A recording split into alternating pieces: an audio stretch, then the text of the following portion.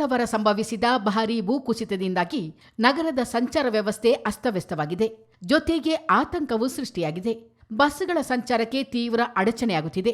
ನಗರಸಭೆಯು ಸುಗಮ ರಸ್ತೆ ಸಂಚಾರಕ್ಕೆ ಮತ್ತು ಜನರ ಸುರಕ್ಷತೆ ದೃಷ್ಟಿಯಿಂದ ಕಾರ್ಯಾಚರಣೆಗಿಳಿದಿದೆ.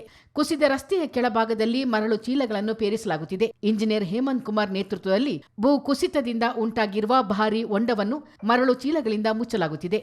ಇನ್ನೊಂದೆಡೆ ನೆಲ ಮತ್ತಷ್ಟು ಕುಸಿಯದಂತೆ ರಸ್ತೆ ಭಾಗಕ್ಕೆ ಪ್ಲಾಸ್ಟಿಕ್ ಹೊದಿಸಲಾಗಿದ್ದು ಬ್ಯಾರಿಕೇಡ್ಗಳನ್ನು ಅಳವಡಿಸಲಾಗಿದೆ. ರಸ್ತೆಯ ಕೆಳಭಾಗದಲ್ಲಿ ರಾಜ್ಯ ಕಾಲುವೆ ಹರಿಯುತ್ತಿದ್ದು ಮಳೆಯ ವರಸೆ ಜೋರಾಗಿದೆ. ಚರಂಡಿಗಳಲ್ಲೂ ನೀರಿನ ಹರಿವು ಹೆಚ್ಚಾಗುತ್ತಿದೆ. 2018ರಲ್ಲಿ ಅತಿವೃಷ್ಟಿಯಾದಾಗ ಸಮೀಪದ ಹಳೆ ಬಸ್ ನಿಲ್ದಾಣದ ವಾಣಿಜ್ಯ ಮಳಿಗೆ ನೆಲಸಮವಾಗಿತ್ತು.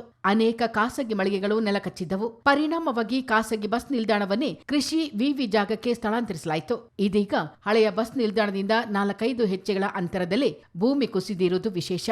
ರಾಜ ಕಾಲುವೆ ಮತ್ತು ರಸ್ತೆಗೆ ಮಧ್ಯ ನಗರಸಭೆಯು ತಡೆಗೋಡೆ ನಿರ್ಮಿಸಿದೆ. ಸದ್ಯಕ್ಕೆ ಈ ತಡೆಗೋಡೆ ಆಗುವವರೆಗೂ ಮರಳಿನ ಚೀಲಗಳನ್ನು ಎತ್ತರಕ್ಕೆ ಪೇರಿಸಲಾಗುತ್ತಿದೆ. ಹೆಚ್ಚಿನ ಅನಾಹುತ ಆಗದಂತೆ ಈ ರಸ್ತೆಯಲ್ಲಿ ವಾಹನ ಸಂಚಾರವನ್ನು ಸಂಪೂರ್ಣವಾಗಿ ನಿಷೇಧಿಸಲಾಗಿದ್ದು ತಾತ್ಕಾಲಿಕವಾಗಿ ರಸ್ತೆ ಸಂಚಾರ ಪುನರಾರಂಭಿಸಲು ಎಲ್ಲ ಪ್ರಯತ್ನಗಳು ನಡೆಯುತ್ತಿವೆ.